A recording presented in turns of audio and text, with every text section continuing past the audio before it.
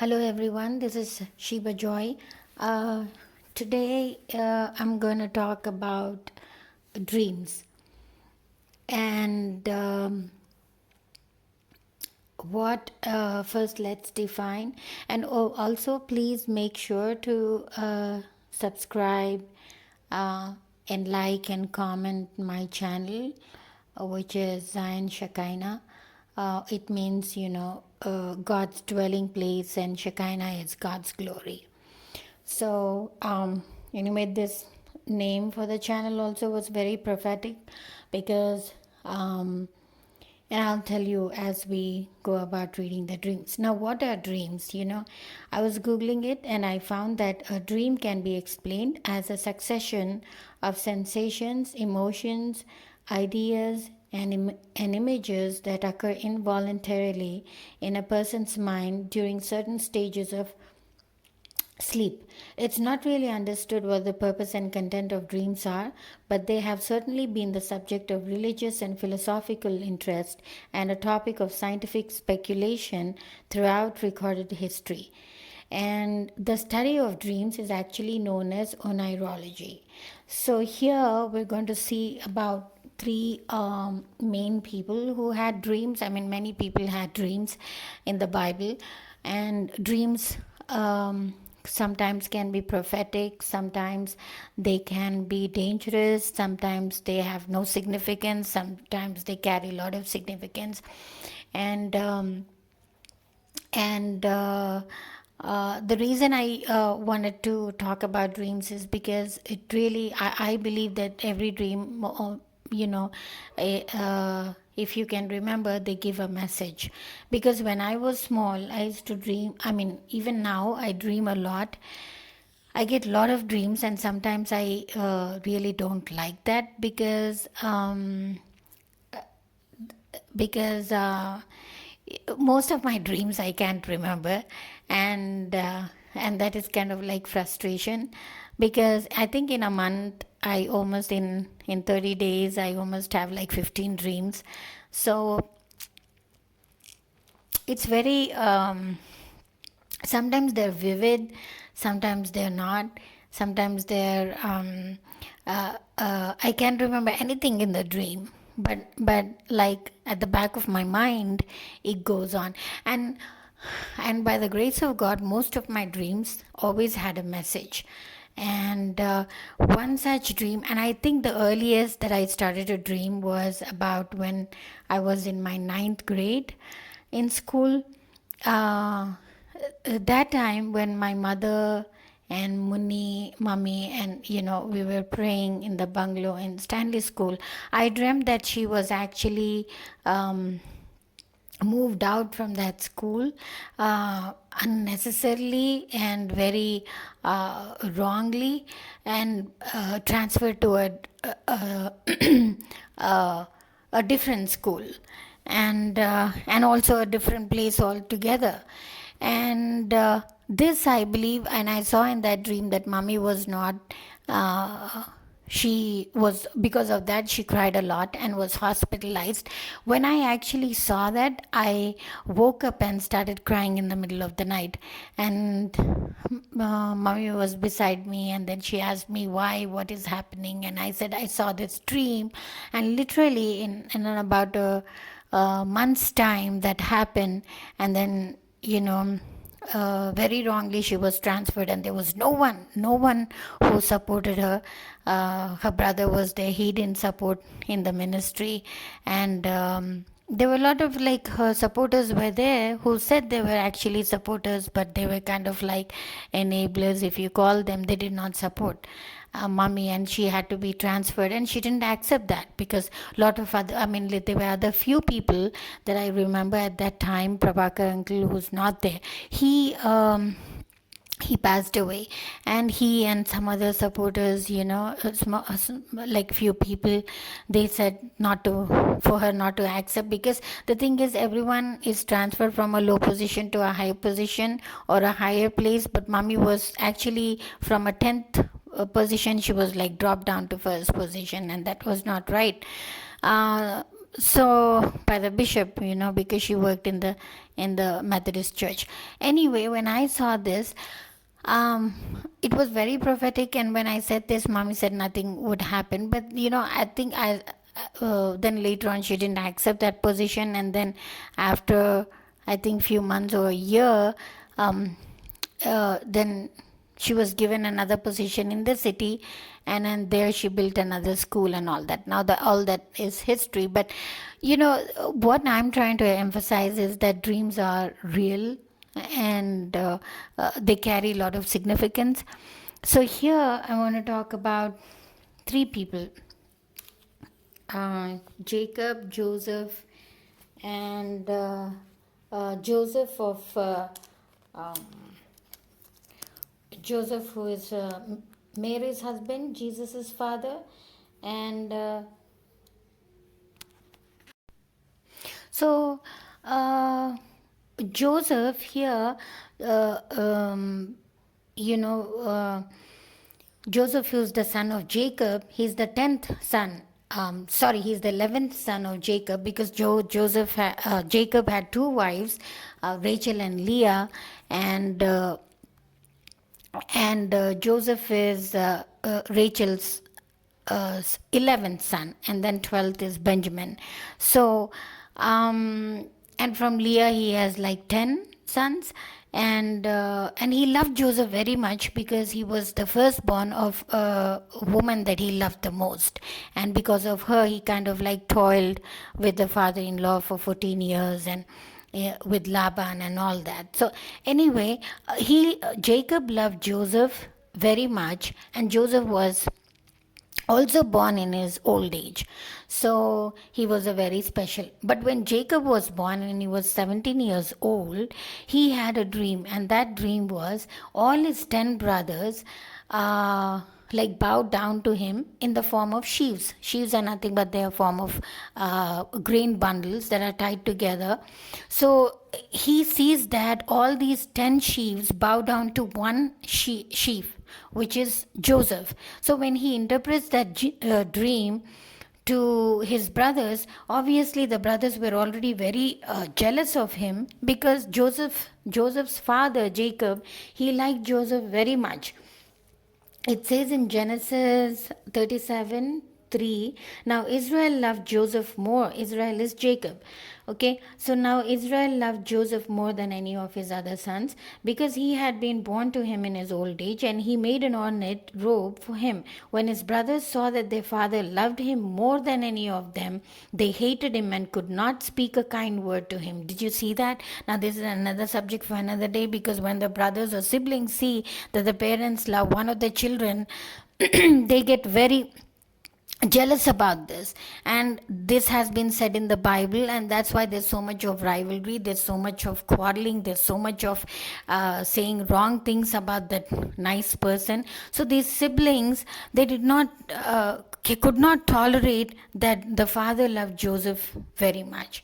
So when Joseph sees that dream and interprets that, they get a lot more angry, and then what they do is they take him to a pit, and when and put him there, and then from there he'll be sold to the merchants, from there he'll be sold to Egyptians, and then he becomes a slave in the Egypt. But God's dream, whatever God put in Joseph's mind, and the dream he had does come to fulfillment.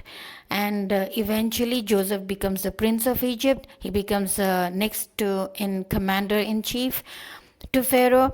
And when famine hits Canaan, Jacob tells all his other 10 sons plus 11, 10 sons actually, to go back and to Egypt and get some food, because Joseph becomes in charge and he has lots of barns over there, and he collects grain.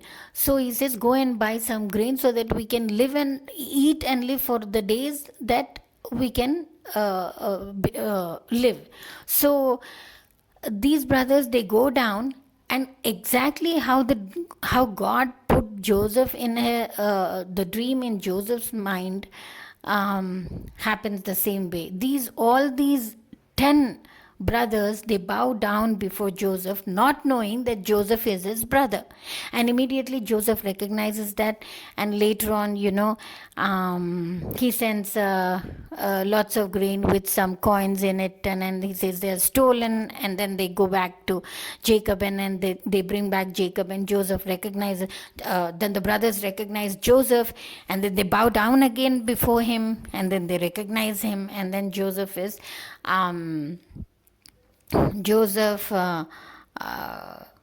what do you call? So that dream is fulfilled, which was given by God. Now, the next dream that I want to talk about is Joseph, husband of Mary and father of Jesus, earthly father. Now, even before Joseph was married, he has visitations from angel in a dream, and then he sees actually 4 dreams before he gets married, before he actually is betrothed to Mary. The first dream that he actually sees over here, I think it is in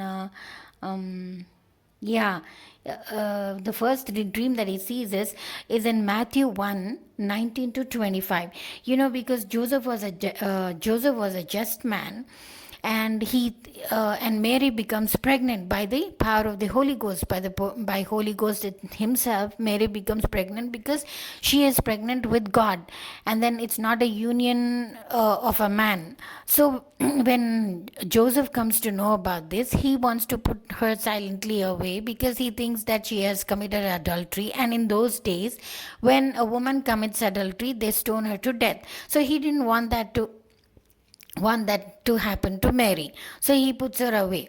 He was thinking to put her away, and eventually he sees a dream where the angel comes and says that Joseph should not do that, because that which is conceived in Mary is not by any not by any man or human kind, but it is by the Holy Spirit, and she is not to be blamed in any way like that. And the second dream that Joseph actually sees is when I think, it is in Matthew 2:13. At the time of Jesus' birth, you know what happens? They go to Bethlehem because Herod, the angel tells Joseph in a dream again that Herod, the king, he wants to wipe out everyone because the wise men go and tell him, and also the prophecies reveal that there's going to be a king. So Herod becomes very angry, and he kills all the male children in that land. So Joseph again takes Mary to Bethlehem, where she gives birth to Jesus. And the third dream that he has was that the angel tells him, I think, it's in Matthew 2:19-20. It says that, angel Herod dies, the king of that land, he dies. So, and then these people are actually from Bethlehem. They had to go to Egypt because Herod was killing all the male children. Now in Egypt at that time, the angel again comes to Joseph in a dream and says that these what do you call this, Herod is dead, and his son, who's also ruthless like him, Archelaus, he's ruling over Judea. So they cannot go to Judea, but they have to go back, be there for some more time, take the child. And he says that they should go to actually Egypt. So this sequence of events Joseph sees even before he knows that is going to happen in a dream. And the other last dream that he sees is that Achilles is still reigning in Judea, and his father is dead. So in a dream he sees that he should take Joseph to the district of Galilee, and he should go and live in a town called Nazareth. Now, why Nazareth? Because Jesus was a Nazarite, and because the fulfillment has to happen that from there he will be called a Nazarene, so that when he's on the cross, they will know that he was from Nazareth, that all the fulfillment, all the prophecies, all the things that Isaiah had written, and the prophets have foretold will come to pass. So all this, this is so wonderful that actually this was not told, or actually it was not written, but actually because these things had to happen, God told Joseph about all these dreams. So dreams can be prophetic like this. Dreams can tell you what the future can hold. Or if you're a dreamer, like me, I think I am. Sometimes I don't like that, but I think it's God given, so I should not despise it. So in any case, dreams are actually a beautiful way of saying that God is leading you. Dreams are something very prophetic and have a significance where you know that God is leading you, God is guiding you, or God is like propelling you to do some things, and also foretell some things to people that are going to happen, and then you're used as a God's voice. You're used as, and like we're used as a God's voice, we're used as a God's instrument. So these dreams are really, prophetic, and they're really good if they are given by God. And last but not the least, another dream that I want to talk about here is Jacob. Now Jacob, he flees because he has stolen the birthright from Esau, and Esau becomes very angry. And also what he does is he cheats Esau by having a animal skin on him and telling himself that he is Esau. So all the um, blessings, you know, uh, was it yeah. So and then, so because Jacob flees from there, he actually, it's written in Genesis 28:10-22, where it says that Jacob left Beersheba and set out to Haran. When he reached a certain place, he stopped to the night for the night because the sun had set. Taking one of the stones there, he put it under his head and lay down to sleep. He had a dream in which he saw a stair. So here in Genesis 28:10-22, we see that when Jacob leaves Beersheba and sets out to Haran, he reaches a certain place, and because he's so tired of all the journey that he had to make and run away from the place, he sets up a stone, and he sleeps on a stone, and he sees that a stairway is built from earth to heaven, and or a ladder, and where he actually sees that angels were ascending and descending on that ladder or on the stairway. So he sees that a stairway is connected from earth to heaven. When he wakes up, uh, and he wakes up, and also and then also he has a dream where he fights with the angel, literally, like he fights with the angel, and he says, I'm not going to let it go. So the angel gives him a new name, saying that he is Jacob, he is Israel, he'll be called Israel and not Jacob. But anyway, when he sees that dream of these things going from earth, the angels going ascending and descending from heaven and ascending back to heaven, so he sees this prophetic dream. And there, when he wakes up the next morning, he piles up around like all these stones on it, and he calls Bethel, which means the house of God. So there's a lot of significance again to that place. Before it was called Luz, and then when Jacob dreams about that place, he calls it Bethel. So there's a lot of significance to why this was called, and what happens in that place and all that. It's again history, but I want to go dive into about dreams. So all these dreams that the people have seen in the Old Testament and also in the New Testament are kind of like prophetic, and dreams are like I said, they have a significance. They have a reality to it. They have a godly message to it. So and then for me, when I dream, it's almost like 15 dreams in 30 days, but then most of the dreams I don't remember, so that was kind of like frustration to me. But then recently I asked God to who give me the anointing of Jacob, and then Joseph, who like interpreted dreams and who can know this. And these, sometimes these, believe it or not, some dreams I am remembering in the mornings, even though they've been like somewhere in the middle of the night. So by the grace of God, and I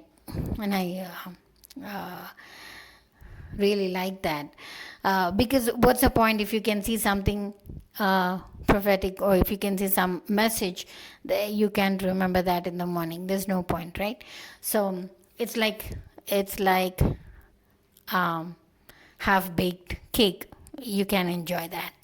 So anyway, dreams are given by God. Most of the dreams, when they come from God, they carry a purpose, they carry a message, they carry a significance, and then they carry a revelation too. So when people dream about things, and oh yes, and also another thing that I wanted to tell is, sometimes people do, and some things that people dream, they have a significance. For example, if they dream snakes, when in my early years in India, I used to dream a lot about snakes. Like, I used to see so many snakes. So that had a significance. When you see snakes like that, it means you have so many enemies around you. People are wanting to get you. People are wanting to like destroy you. People are wanting to ruin your image. So I saw so many snakes. It's not just me, but when prophetic people came into my house, when people who had kind of some kind, could reveal things, they could prophesy and they could pray and all that, because I was going through some hard times at that time. And then all these people also saw snakes. So that was a confirmation. And until they told me that snakes are not a good sign, snakes also represent evil, Satan, because why in the Garden of Eden, that Satan comes in the form of a snake. And necessarily snakes are not evil. I mean, snakes are not Satan, but Satan took the form of a snake, and that's why a snake is uh, but it's what do you call it's cursed by God. So they say snakes are not good. And at the same time, if you see water, it has like different significance of something happening, or living waters, or something birthing out, or something new is going to happen. Or at the same time, if they see whirlwind, if they see like a suction in the water that's pulling down, they say that people are going to be drowned, something bad is going to happen, and things like that.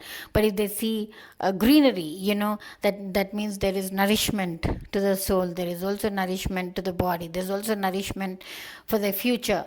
And of course, if they see money, then there's prosperity. And if they see all darkness, then that means there's some kind of trouble that's coming to them, or that some kind of bad things that are going to happen, some bad omen or something like that. So things have a very big significance when they are seen in a dream. So dreams are important, dreams are revelatory, dreams are carry a true message when they're given by God, and dreams cannot be ignored at all, because they give you the purpose of living, and also foretelling things in a godly way, in the right way, so that people can be guided and all that. So whenever I encourage, like, if any, to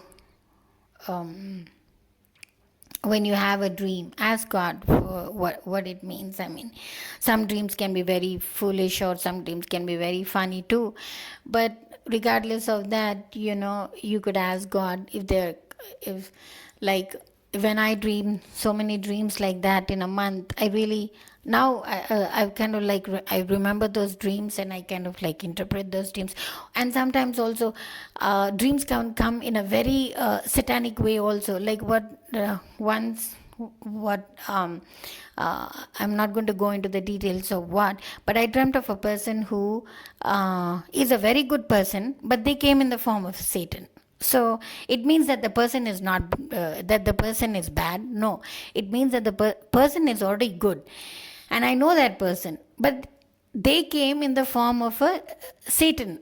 So what does that mean? In the form of evil, like an evil spirit, not Satan, but evil spirit. When I saw that, I was a little perturbed, because you really don't know what the soul contains, a person's soul.